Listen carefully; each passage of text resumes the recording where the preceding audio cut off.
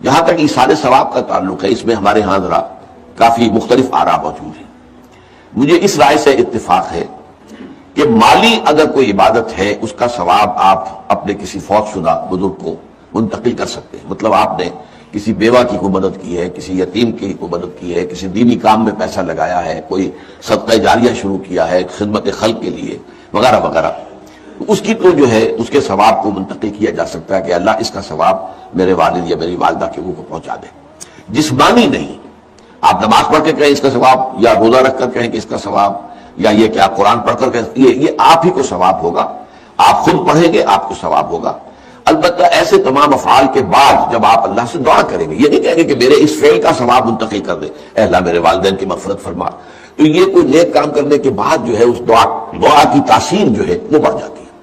بس اس پہلو میں انڈائریکٹلی اس کا ایک تعلق بن جائے گا، ورنہ یہ کہ وہ اس طریقے سے بچوں کو بلانا اور پڑھانا اور یہ جو ہے سوئم میں کرنا اور قرآن خوانی کی محفلیں، یہ سب بدعات ہیں اور یہ در حقیقت دین میں اضافے ہیں اور ان کی کوئی حقیقت نہیں ہے۔ دیکھیے انسانی زندگی کے یہ تین دور ہیں، حیات دنیاوی جو ہماری پیدائش سے شروع ہو کر اور ہماری موت پر ختم ہو جائے گا، پھر حیات برزخی موت سے لے کر قیامت کے دن تک، اور پھر حیات اخروی ہے قیامت میں ریزوریکشن کے بعد سے وہ زندگی جو ہے جو جنت یا دوزخ کی ہے۔ اس میں ان دونوں زندگیوں کے بارے میں تفصیل سے کوئی بات کرنا بالکل غلط ہے اور اس سے فتنے پیدا ہوتے ہیں۔ ظاہر بات ہے کہ قبر، جسم تو قبر میں رہتا ہے، اس میں تو کوئی شک ہی نہیں ہے، روح کہاں جاتی ہے؟ کیا وہ بھی قبر ہی میں رہتی ہے یا کہیں اور چلی جاتی ہے؟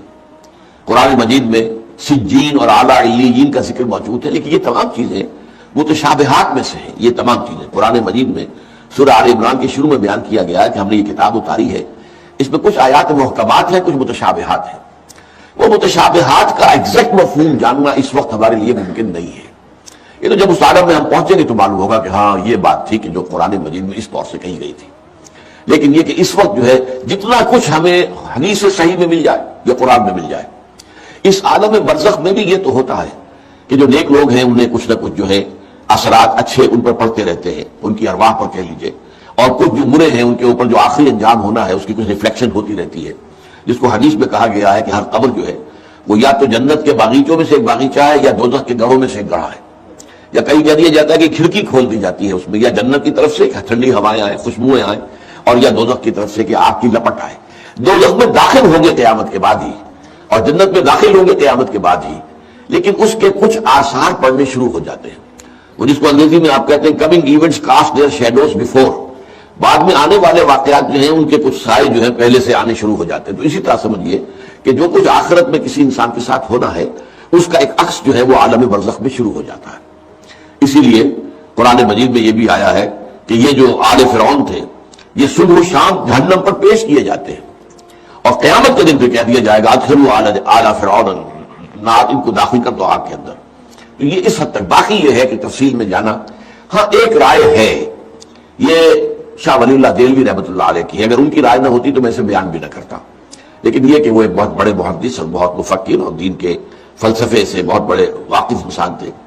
انہوں نے کہا ہے کہ جو اولیاء اللہ ہوتے ہیں، اللہ کے نیک بندے، اللہ کے بندے، ان کے انتقال کے بعد ان کی روحوں کو بھی اللہ فرشتوں کے طبقہ اسفل میں شامل کر دیتا ہے۔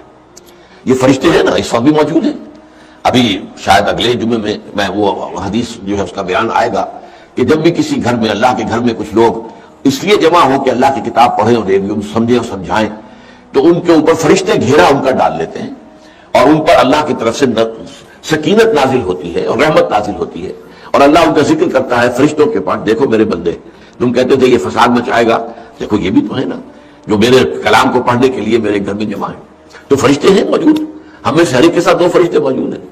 تو یہ فرشتہ اسفل ہے، سب سے نیچے، جو دنیا کے کاروبار کو چلانے میں اللہ تعالیٰ کے سول سرونٹس ہیں، پھر اس سے اوپر کے فرشتے ہیں، اس سے اور اوپر کے فرشتے، پھر مقربین ہیں جو اللہ تعالیٰ کے قریب ترین فرشتے ہیں۔ لیکن یہ کہ ملائکہ کے طبقہ اسفل میں شامل کر لیتے ہیں تاکہ جو کام اللہ تعالیٰ ملائکہ سے لیتا ہے وہ ان سے بھی لینے شروع کر دیتا ہے۔ لیکن ہمیں یہ اجازت نہیں ہے کہ ہم فرشتوں کو پکار کر کہیں کہ اے فرشتے، ہے جبریل، ہے میکائیل، یا فلاں ہے منکر، جو یا میرے جو ہے کرامن کاتبین، میرا یہ کام کر دو، نہیں، یہ شرک ہو جائے گا۔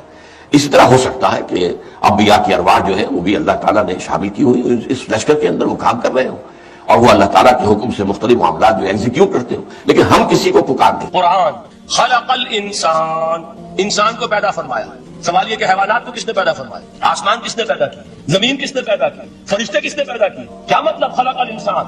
اس کی تمام مخلوقات میں اس کا کلائمیکس، اس کی تخلیق کی معراج، اس کے تخلیق کا نقطہ عروج انسان ہے۔ یہ ہے کہ جو مسجود ملائک بنا ہے۔ وَلَقَدْ كَرَّمْنَا بَنِي آدَمَ وَحَمَلْنَاهُمْ فِي الْبَرِّ وَالْبَحْرِ وَرَزَقْنَاهُم مِّنَ الطَّيِّبَاتِ وَفَضَّلْنَاهُمْ عَلَىٰ كَثِيرٍ مِّمَّنْ خَلَقْنَا تَفْضِيلًا۔ تو تخلیق میں سب سے اونچی تخلیق انسان کی، علموں میں سب سے اونچا علم قرآن کا، اللہ کے ناموں میں سب سے اونچا نام رحمان۔ تقاضے پورے کرو۔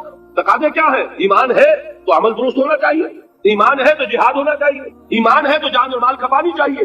تو جو ایمان دوسرے لوگ جس طرح لائے ہیں، حمزہ بھی تو ایمان لائے ہیں، آخر ان کا راستہ تمہیں نظر نہیں آ رہا؟ ابو بکر ایمان لائے ہیں، ان کی طرح ایمان لاؤ۔ تو انہوں نے کیا کہا؟ انؤمن کما آمن السفہاء، کیا اس طرح ایمان لائے جیسے یہ بے وقوف لائے؟ سفیہ کا لفظ تو سبھی جانتے ہیں، یہ سفہاء کسے کہہ رہے ہیں؟ آپ نے پڑھا تو بہت مرتبہ ہوگا ان آیات کو، کبھی سوچا کس کو کہہ رہے ہیں؟ وہ ابو بکر کو کہہ رہے ہیں، وہ حمزہ کو کہہ رہے ہیں، وہ عمر کو کہہ رہے ہیں۔ ان کی تو مت ماری گئی، غر ہؤلاء دینہم، انہیں تو کوئی ہوش ہی نہیں۔ دو مرتبہ حضرت ابو بکر نے وہ کام کیا ہے کہ ہر ورلڈلی وائڈ انسان یہ کہے گا کہ حماقت کی ہے، جس کے سامنے دنیا ہے۔ جب ہجرت کے لیے حضور تشریف لے جا رہے تھے، 40,000 درہم کا سرمایہ تھا، جبکہ حضرت ابو بکر ایمان لائے۔ مکے کے چوٹی کے تاجروں میں سے تھے، جو ملک التجار کہلاتے، لیکن اب وہ روپیہ کہاں خرچ ہوا؟ بلال کو خریدا، روپیہ دے کے خریدا یا ویسے خرید لیا؟ آزاد کر دیا۔ ابو فقی کو خریدا، آزاد کر دیا۔ 6 ہیں غلام اور کنیزیں محمد رسول اللہ پر ایمان لانے والے، جن کو ابو بکر نے اپنے پیسے سے خریدا اور آزاد کیا۔ یہ روپیہ تو پگھل رہا ہے نا، جو تھوڑی بہت پونجی رہ گئی ہے۔ تو جب حضرت حضور ہجرت کے لیے تشریف لے جا رہے ہیں، وہ ساری پونجی اپنے ساتھ لے گئے، گھر والوں کو چھوڑ کر گئے۔ بوڑھا باپ، اندھا ابو قحافہ، بعد میں وہ بھی ایمان لے آئے۔ اور یہ ابو بکر ہے کہ جن کی 3 نسلیں ایک وقت میں موجود تھی مسلمانوں کی۔ ابو قحافہ مومن، ابو بکر مومن، اور ابو بکر کی اولاد مومن، عائشہ، اسما اور ابو بکر اور عبد الرحمن ابن ابی بکر، یہ کون ہے؟ تو 3 نسلیں جس کی بیک وقت رہی ہیں ایمان میں، وہ شاذ لوگ ہیں، ان میں ابو بکر۔ لیکن یہ کہ اس وقت تک ابو قحافہ ایمان نہیں لائے تھے، والد نابینا تھے، تو والد ہے، بیٹیاں ہیں، حضرت عائشہ، حضرت اسما حضرت رضی اللہ تعالیٰ عنہما، بیوی ہے، کچھ نہیں چھوڑ کے گئے ایک پیسہ۔ جب باپ کو معلوم ہوا بیٹا چلا گیا محمد کے ساتھ صلی اللہ علیہ وسلم، سخت غصے میں ہے، بیٹے تاب میں ہے، اب ہمارا کون والی وارث ہوگا؟ کون ہے ہماری خبرگیری کرنے والا؟ بیٹیوں سے پوتیوں سے اپنے پوچھتے کچھ چھوڑ کے بھی گیا کہ نہیں؟ تو کہا ہاں ابا جان۔ کیا کیا انہوں نے؟ کبھی پڑھے ہیں واقعات؟ کچھ کنکر روڑے لیے، ایک کپڑے میں پوٹلی بنائی اور اندھے دادا کا ہاتھ اوپر پھروایا، دیکھیے دادا جان یہ چھوڑ گئے ہیں، یہ مال ہے، یہ سونے اور چاندی کے سکے ہیں، ابا جان ہمیں ایسے نہیں چھوڑ کر گئے۔ واقعہ کیا ہے کہ ایک پیسہ نہیں چھوڑا ابو بکر نے گھر والوں کے لیے، سب کچھ لے گئے کہ کیا پتا محمد کے ساتھ جا رہا ہوں، کس وقت کیا ضرورت پیش آ جائے صلی اللہ علیہ وسلم۔ تو یہ کوئی عقل مندی کی بات ہے؟ اپنے غریبانوں میں جھانکی آپ یہ عقل مندی کریں گے؟ کہیں چاہے نہ، یہ بات دوسری ہے، لیکن یہ کہ اس کو کون ہم میں سے عقل مندی کہے گا؟ اسی طریقے سے جب غزوہ تبوک کا وقت آیا، وہ واقعہ تو بہت مشہور ہے۔ حضرت عمر فرماتے ہیں کہ اس زمانے میں میرے پاس اتفاقاً پیسہ بہت تھا، میں نے یہ سوچا دل میں کہ اس مرحلے پر تو میں ابو بکر سے بازی لے جاؤں گا۔ مسابقت ان میں بھی تھی، لیکن نیکی کی مسابقت، خیر کی مسابقت، انفاق فی سبیل اللہ کی مسابقت۔ تو میں نے سوچا کہ میں بازی لے جاؤں گا۔ میں نے کیا کیا؟ کل دولت جو تھی اس کے 2 حصے کیے، ایک حصہ گھر رکھا اور ایک لا کے حضور کی خدمت میں پیش کر دیا۔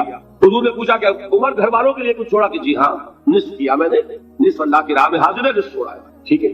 اب وہ آئے ابو بکر، پوچھا حضور نے ابو بکر گھر والوں کے لیے کچھ چھوڑا؟ کہ نہیں، صدیق کے لیے ہے خدا کا رسول، بس گھر میں اللہ اور اس کے رسول کے نام کے سوا کچھ نہیں تھے۔ یہی ہے نا، پروانے کو چراغ ہے، بلبل کو پھول، بس، اور صدیق کے لیے ہے خدا کا رسول، بس، مجھے گھر والوں کے لیے کچھ نہیں چاہیے۔ یہ کام جو ہے، تو یہ جن کا ہم اس وقت ذکر پڑھ رہے ہیں منافقین، ان کے نزدیک حماقت تھی یا عقل مندی تھی؟ یہ سمجھداری تھی یا بے وقوفی تھی؟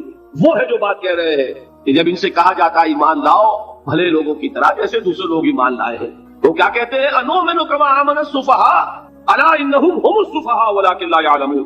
آگاہ ہو جاؤ، اصل احمق یہ ہے، اصل بے وقوف یہ ہے، انہیں نہیں پتا کہ حقیقت کیا ہے، نفع کیا ہے، نقصان کیا ہے۔ وہ جو بات میں نے سورۃ العصر میں بیان کی تھی، والعصر ان الانسان لفی خسر الا الذین آمنوا وعملوا الصالحات وتواصوا بالحق وتواصوا بالصبر۔ جس کے ذہن اور قلب پر یہ صورت اندہ ہو جائے گی، اس کے نزدیک عقل مندی یہ ہے کہ سب کچھ اللہ کی راہ میں لگا دو۔ جس کے دل میں یہ بات بیٹھی نہیں، اس کے لیے عقل مندی یہ ہے کہ بچا بچا کر رکھو، چھپا چھپا کر رکھو، سنبھال سنبھال کر رکھو۔ عقل مندی کا اس میں تقاضا کچھ اور، اس میں تقاضا کچھ اور۔ لیکن یہاں بھی فرمایا ولکن لا یعلمون، انہیں ابھی علم نہیں ہے اس کا۔ اس سے پہلی آیت میں بھی فرمایا ولکن لا یشعرون، انہیں شعور نہیں ہے۔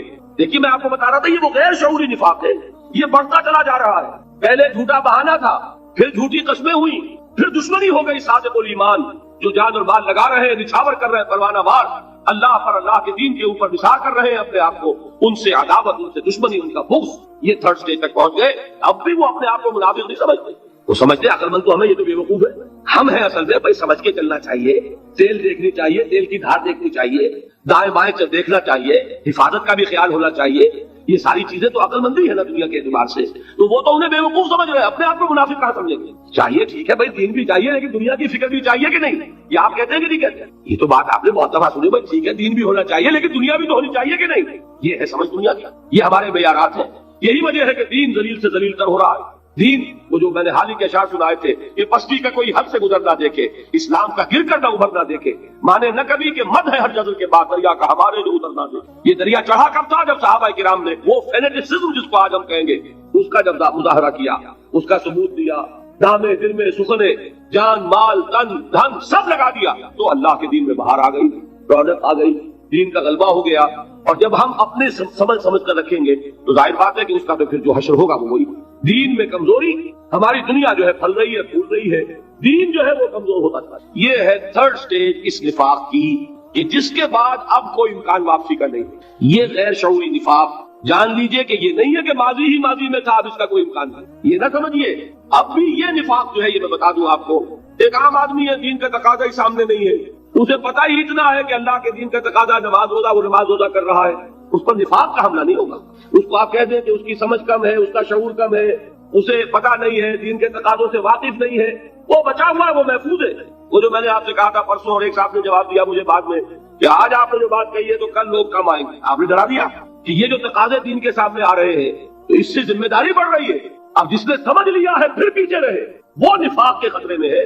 جسے سمجھ ہی نہیں ہے وہ پھر بھی کوئی نہ کوئی عذر پیش کر سکے گا کہ اللہ ان مولویوں سے پوچھ جنہوں نے ہمیں بتایا نہیں، انہوں نے تو دین کے تقاضے ہمیں یہ بتائے نہیں، انہوں نے تو ہمیں نور اور بشر میں چکر دے کے لڑائے رکھا، ان سے پوچھ۔ اصل سے مجرم جو ہے وہ یہ ہے، وہ واقعہ یہ ہے کہ کسی درجے میں بچیں گے کہ دین چاہتا کیا ہے، دین کے تقاضے کیا ہے، توحید کی حقیقت کیا ہے، شرک کی حقیقت کیا ہے، اس کی طرف اگر توجہ ہی نہیں دلائی جا رہی اور اس غریب کو پتہ ہی نہیں، اسے پتہ ہی صرف یہ ہے کہ کھڑے ہو کر سلام پڑھنے میں اتنا فائدہ ہوتا ہے، وہ پڑھ رہا ہے بیچارہ، لہٰذا اس کا معاملہ آسان ہے بنسبت اس شخص کے کہ جس کے سمجھ میں آ گیا ہو، بات اس نے پالی ہو، دین یہ چاہتا ہے، دین اپنا غلبہ چاہتا ہے۔ علامہ اقبال نے غالب پر ایک جو نظم لکھی ہے باغ درا میں ہے، اس کا ایک شعر بڑا پیارا ہے، گیسوئے اردو ابھی منت پذیر شانہ ہے، شمع یہ سودائی یہ دل سوزی یہ پروانہ ہے۔